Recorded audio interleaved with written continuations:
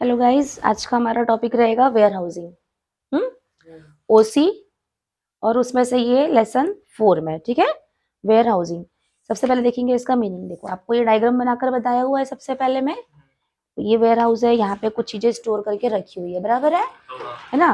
तो अब ऐसे तो नहीं बताएंगे एग्जाम में, ये एक जगह दिख रही है, यहाँ पे चीजें स्टोर है, हमको प्रॉपर लिखना पड़ेगा ना आंसर। कैसे लिखेंगे, देखो यहाँ से। Warehousing refers to storage of goods, storage of goods है, ठीक है। Storage of goods and consist of all those activities which are connected with the storage and preserving of goods. Not only storage, यानी सिर्फ store करके रखना नहीं है, बल्कि वो जो वहां पे रखा है उसको प्रिजर्व भी करना है, उसको सही सलामत सुरक्षित ओरिजिनल फॉर्म में भी रखना है। उसको हम क्या बोलते हैं, warehousing. It means it is a means of storing the goods. Warehousing can be defined as a group of activities connected with the storing and preserving. दो वर्ड्स आना जरूरी है जब भी warehousing के बारे में लिखोगे।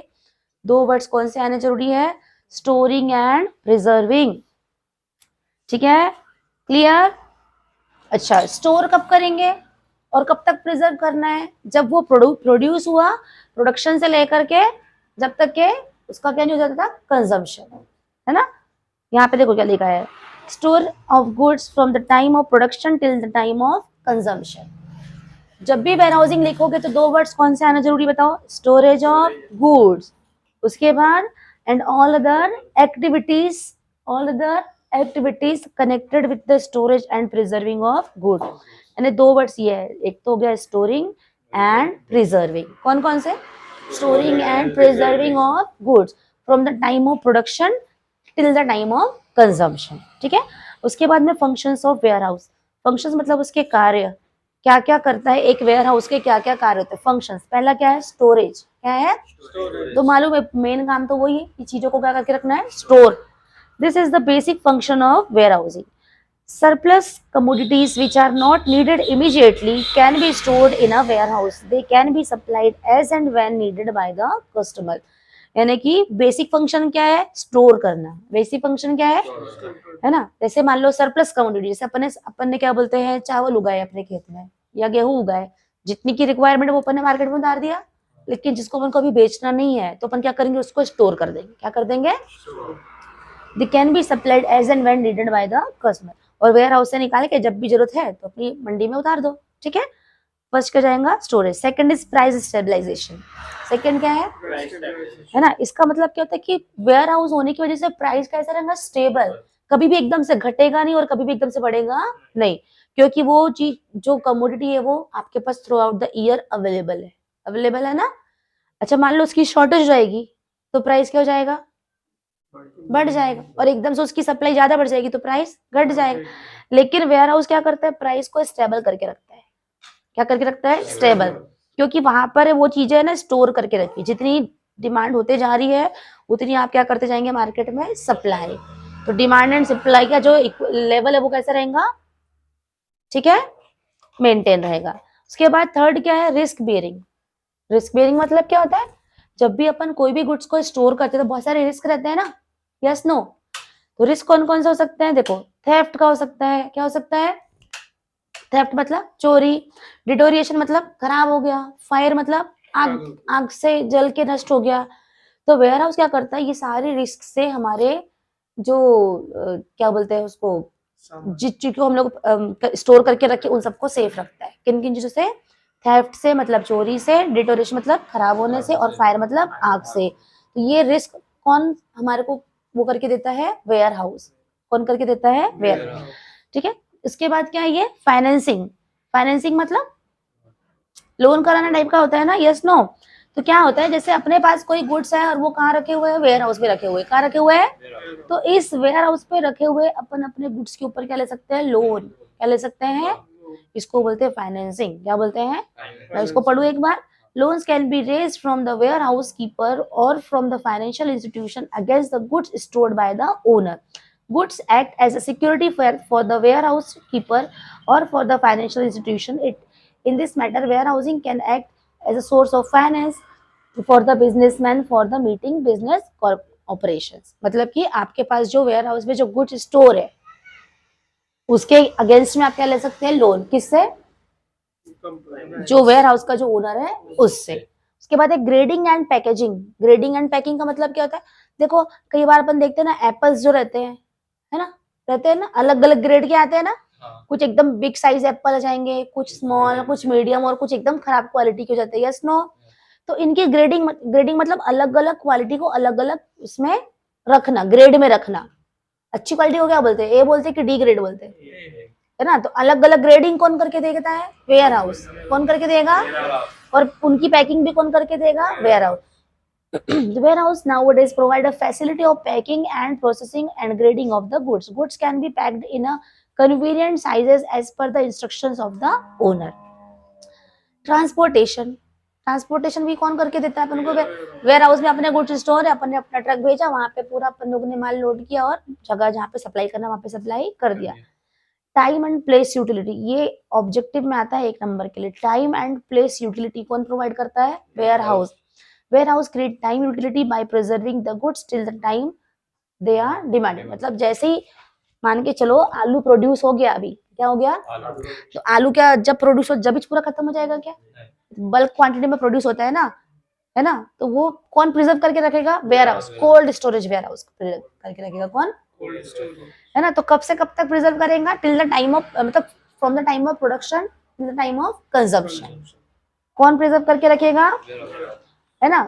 और जरूरी नहीं कि आलू अगर छिंदवाड़ा में हुआ है तो वो और कहीं जाएगा नहीं, हर जगह जाएगा वो। Yes no? तो प्लेस यूटिलिटी भी मिल रही है एंड टाइम यूटिलिटी भी मिल रही है। प्रोड्यूस हुआ है आलू मान लो मार्च में, और हम उसको खा रहे कब? जून जुलाई। चलता है वैसा? यस। ये सब कौन करके देता है हमको? Warehouse. तो 7 पॉइंट्स सफिशिएंट है।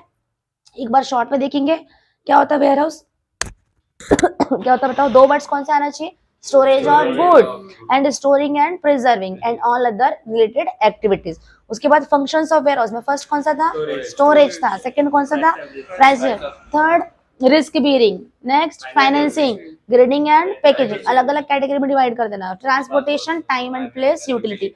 उसके बाद ये भी है 4 नंबर के लिए क्वेश्चन बन सकता है कि टाइप्स ऑफ वेयर हाउस। कितने नंबर के लिए आएगा? 4। पहला क्या है? Private warehouse. उसके नाम में ही उसका आंसर है। क्या नाम है? प्राइवेट। ये कौन, किसका वेयर हाउस रहता होगा? गवर्नमेंट का? नहीं।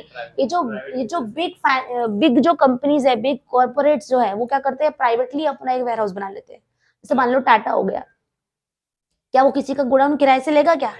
तुमको क्या लगता है लेगा क्या किराए से? नहीं। वो क्या करेगा? उसकी खुद की मैन्युफैक्चरिंग इतनी बड़ी कि वो खुद ही अपना एक वेयर हाउस बना ले, और उसमें सिर्फ अपने ही प्रोड्यूस किए हुए गुड्स को वो रखेगा। समझ में आई? किसी और को रखने देगा क्या? उसने खुद अपने लिए पर्सनल बनाया है ना। Yes no?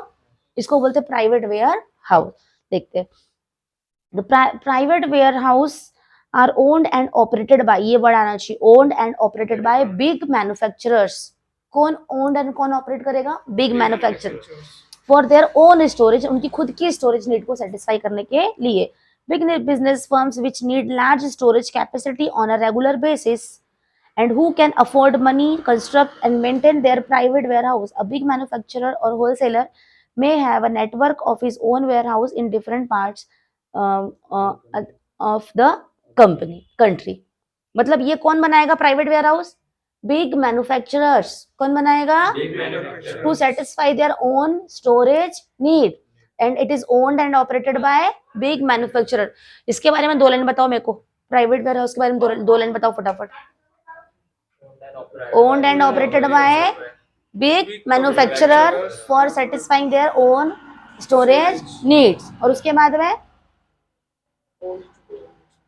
who can afford money construct and maintain, this is called private warehouse। for example Tata group बोल सकते हैं। देन पब्लिक वेयर हाउस, अब उसके नाम में क्या है? पब्लिक। तो ये कौन बनवाता होगा? यस, ये कौन बनाता होगा? किसके लिए? जनरल पब्लिक के लिए। किसके लिए? क्योंकि हर एक लोग तो अपना प्राइवेट वेयर हाउस नहीं बना सकते ना। जो स्मॉल फार्मर्स है क्या वो बना पाएंगे क्या? नहीं। ठीक है, पढ़ू इसको मैं। पढ़ते हैं। Public warehouse is specialized business establishment that provide storage facility to general public. Storage facilities to general public for a certain charge. बदले में क्या लेते? थोड़ा सा charge. It may be owned and operated by an individual for the or cooperative society। या तो individual उसको own कर सकता है, मतलब या तो इंडिविजुअल उसका ओनर बन सकता है, या तो कोई cooperative society. It works under the license, इसके पास क्या रहता है? एक license from the government in accordance with the prescribed rules and regulation. इसके पास लाइसेंस होना कंपलसरी है। Public warehouse provide storage facility to small manufacturers and traders at low cost. किसको प्रोवाइड होता है ये वाला? Small manufacturer and small traders on a very low cost. ठीक है। These warehouses are well constructed and guarded around the clock to ensure safe custody of goods. Public warehouse are generally located near the junctions of railway, highway and waterways. किसके किनारे रहेंगे ये? Railway, highway और waterways के side में ये रहेंगे। बताओ पब्लिक वेयर हाउस क्या होता है, जल्दी बताओ। It can be owned by individual or cooperative society and it is provided to small farmers and small manufacturer for a certain charge. Clear? And it also has to get a license from the government. Clear? And it is situated near the railway, highway and waterway. क्योंकि generally देखो कहाँ से आएगा goods? Railway से आएगा या फिर highway से आएगा या तो फिर वाटर। जहाँ से वो आएगा वहीं पे क्या बना देंगे? उसके storage facility. Next is bonded warehouse. Next क्या है? अबे बॉन्डेड वेयर हाउस क्या होता है देखते हैं अपन लोग, एक सेकंड। बॉन्डेड वेयर हाउस क्या होता है हम लोग देखेंगे। Bonded warehouses are licensed by the government. इसको कौन लाइसेंस दे रहा है? Government. To accept imported goods. क्या एक्सेप्ट करना है? इंपोर्टेड गुड्स और storage until the payment of custom duty.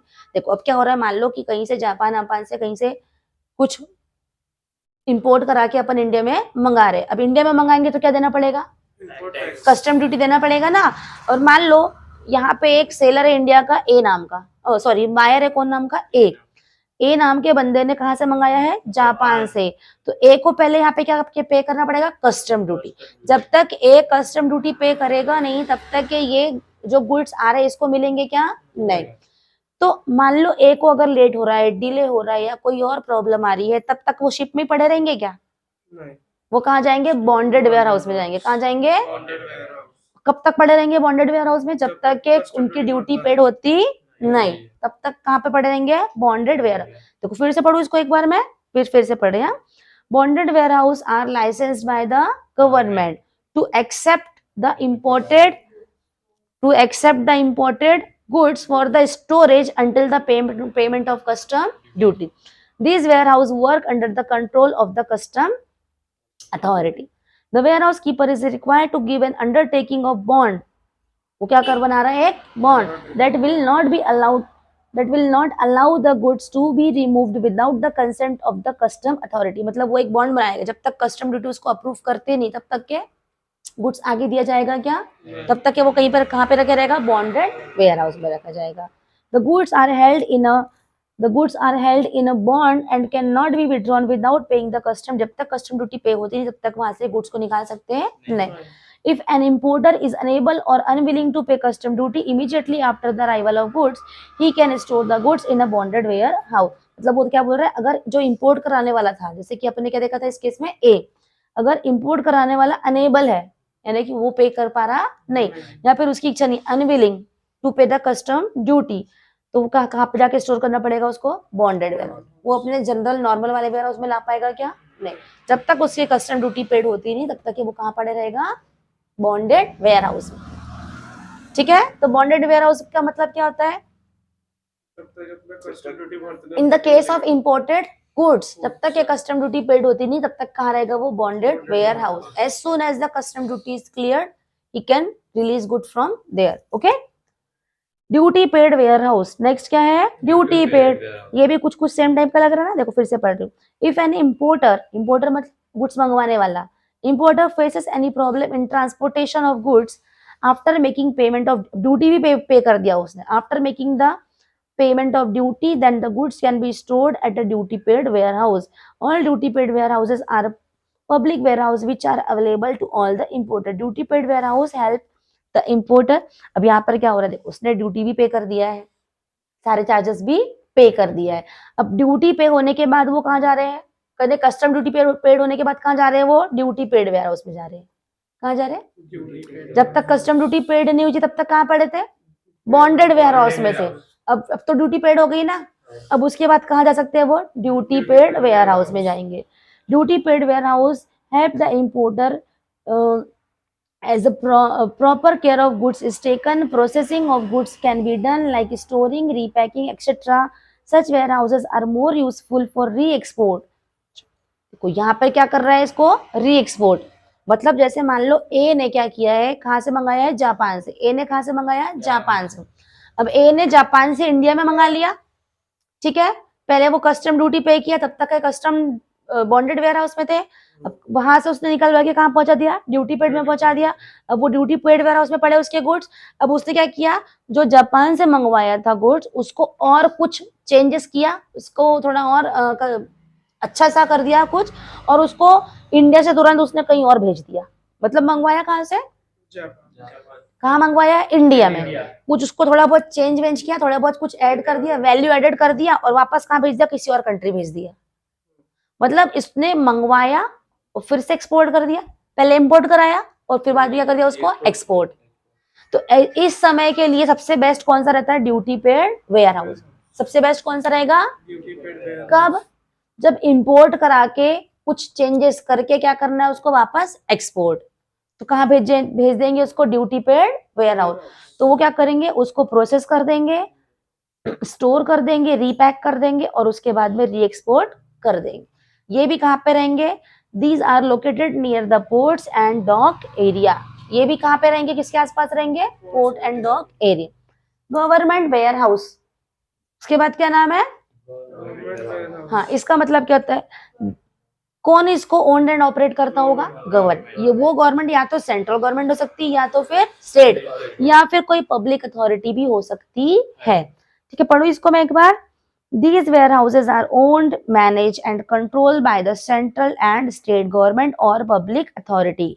It is difficult for the small farmers, businessmen, traders to own a warehouse. यानी खुद का बनाना तो difficult है। So these government warehouse assist them in storing of their goods at a nominal charge. Central Warehouse Corporation of India, जिसका short form क्या है, CWC, state warehousing corporation SWC and food corporation of India FCI, ये सब किसके ware house है, government के। अच्छा, आप लोगों ने नोटिस किया गवर्नमेंट वेयर हाउस और पब्लिक वेयर हाउस में क्या डिफरेंस है। गवर्नमेंट वेयर हाउस को कौन owned and control and operate कर रहा है, सेंट्रल या स्टेट गवर्नमेंट। लेकिन जो पब्लिक वेयर हाउस है ना, उसको या तो कोई इंडिविजुअल कर रहा था, या तो फिर कोई कोऑपरेटिव सोसाइटी। गुड, वो भी चार्ज ले रहे थे और ये भी क्या ले रहे हैं, चार्ज। बस डिफरेंस ये है कि उसको ओन कंट्रोल एंड मैनेज कौन करता है, इंडिविजुअल या फिर कोऑपरेटिव। लेकिन गवर्नमेंट को कौन ओन कंट्रोल एंड मैनेज कर रहा है, स्टेट या फिर central government. Then cooperative warehouse. These warehouses are owned, managed and controlled by the cooperative society. They mainly provide warehousing facility at a most economical. सबसे सस्ता अगर कोई है तो वो कौन है, cooperative warehouse. This type of warehouse are very useful for the farmers and traders and general public. ठीक है, सबसे सस्ता कौन है, ये वाला कोऑपरेटिव। और ये भी किसको प्रोवाइड कर रहा है, farmers, traders and general public को दे रहा है। उसके बाद है कोल्ड स्टोरेज वेयर हाउस। अब ये तो अपन को कॉमनली पता ही है, यहाँ पे क्या चीजें स्टोर होती होंगी, जैसे कि डेयरी प्रोडक्ट हो गया, वेजिटेबल्स हो गए, फ्रूट्स हो गए, फ्लावर्स हो गए, ये सब चीजें कहाँ स्टोर हो रही होंगी, कोल्ड। पोटेटोज, एप्पल्स, ये सब कहाँ जा रहे होंगे, कोल्ड स्टोरेज में जा रहे होंगे। ठीक है,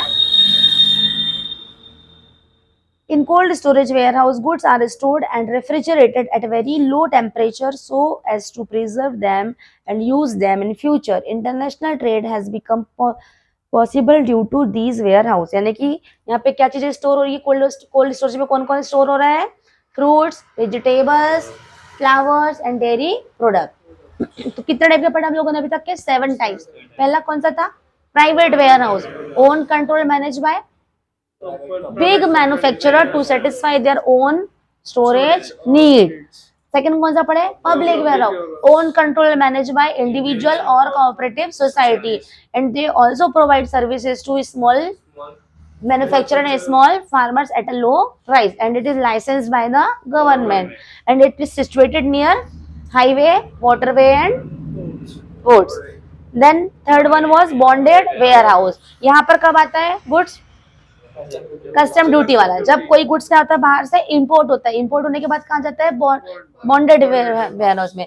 जब उसकी कस्टम ड्यूटी पेड होती है तब वहां से वो निकलता है। ठीक है, उसके बाद में ड्यूटी पेड, अब अपन ने कस्टम ड्यूटी भी पे कर दिया, लेकिन अपन को क्या करना है, ड्यूटी पे कर दिया, अब अपन क्या करेंगे, ड्यूटी पेड वेयर हाउस में ले जाएंगे, कुछ उसको प्रोसेस करेंगे, कुछ और उसका रूप फॉर्म चेंज कर देंगे, कुछ उसमें वैल्यू एडिशन कर देंगे और उसको फिर क्या कर देंगे, री एक्सपोर्ट। और ये सब काम कहाँ हो जाएंगे, ड्यूटी पेड वेयर हाउस में हो जाएंगे। वहां लिखा है ना, देखो, goods are taken care, processed and storing, prepacking etcetera, ठीक है, ये सब चीजें कहाँ हो जाएंगी, ड्यूटी पेड में। और उसके बाद में क्या कर देंगे, re export. Then government warehouse, own control, operated and manage by state or central government or public authority, and it is also provide facility to general public at a very low cost. And ये उसके कुछ examples लिखे हैं। Then cooperative society, इन सब में से सस्ता, सबसे सस्ता कौन है, इकोनॉमिकल कौन है, कोऑपरेटिव, ये खुद के लिए भी यूज करते हैं और जनरल पब्लिक को भी देते हैं। And last one is cold storage warehouse, ठीक है।